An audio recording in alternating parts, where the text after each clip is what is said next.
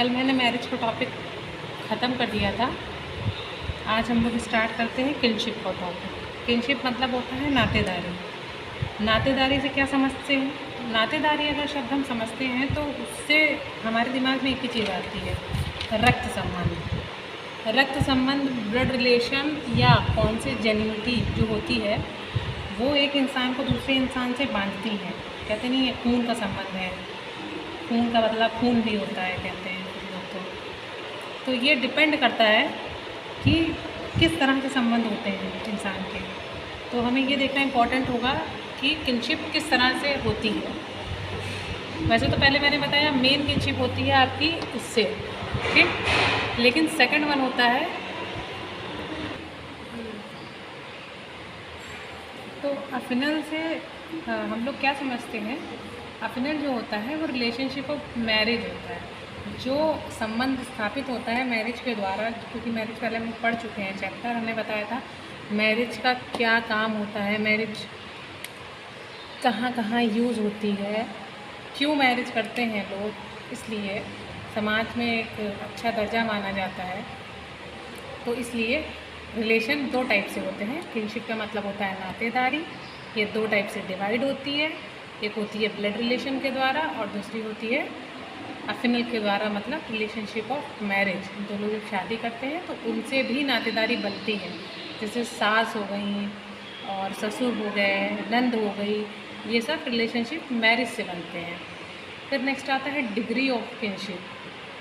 Degree of kinship define करती है कि किस तरह से रिलेशनशिप को अलग अलग भागों में बांटा गया है या क्लासिफाई किया गया है, हम कह सकते हैं।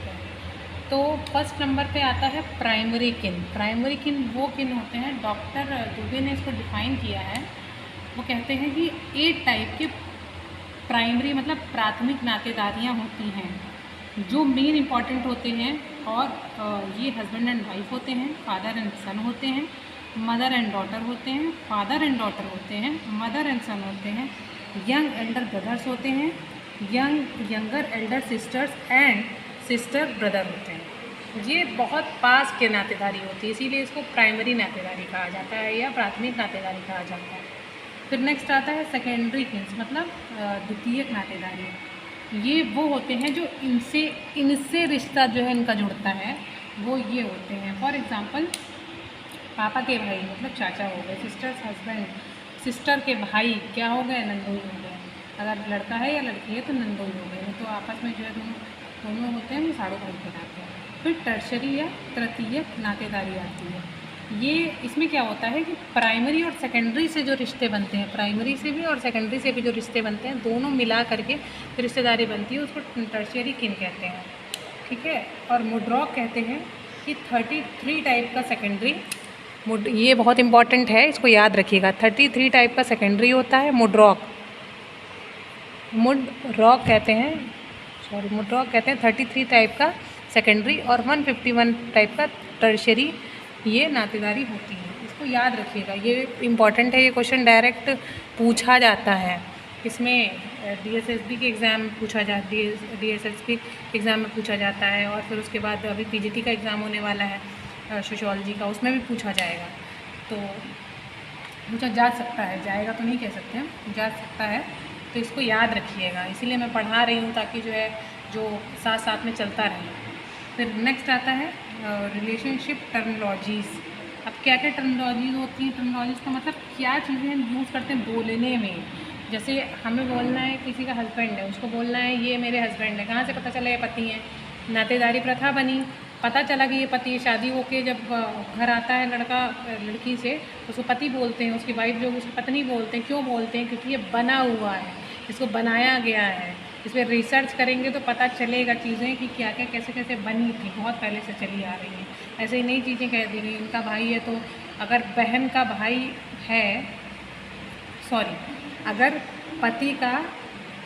पति है किसी का, उसका भाई है तो क्या कहते हैं? देवर कहते हैं। छोटा भाई है तो ठीक, बड़ा भाई है तो जेठ कहते हैं। कहाँ से बनाई है? क्लासिफिकेशन किया गया इसका, रिलेशनशिप टर्मिनोलॉजीज़ आई। अगर ये ना होता तो हम बोलते कैसे, पता कैसे चलता कि ये सब चीज़ें कहाँ से आई हैं? नहीं पता चलता ना हमें।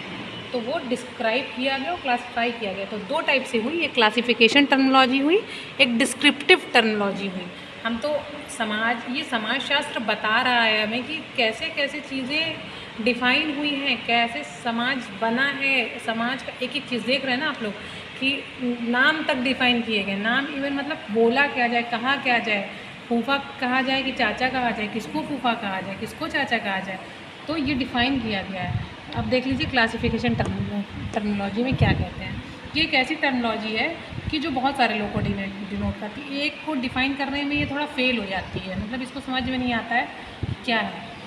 इसकी जगह भरने के लिए डिस्क्रिप्टिव टर्मिनोलॉजी आ जाती है, जो एक रिलेशन को केवल जो है डिफ़ाइन करती है, डिस्क्राइब करती है। तो हम कह सकते हैं कि जैसे एक एग्जांपल लेते हैं, अंकल इंग्लिश का शब्द है, लेकिन हिंदी में अगर जाएंगे तो चाचा को भी अंकल कह देंगे, फूफा को भी अंकल कह देंगे, मामा को भी अंकल कह देंगे। तो ये लोग होते हैं। लेकिन यहाँ डिस्क्रिप्टिव में एक ही चीज़, अगर हस्बैंड है तो हस्बैंड ही होगा, तो वो और कुछ नहीं बन जाएगा। ठीक है, तो डिस्क्रिप्टिव हो गया। तो आज के लिए इतना ही रखते हैं।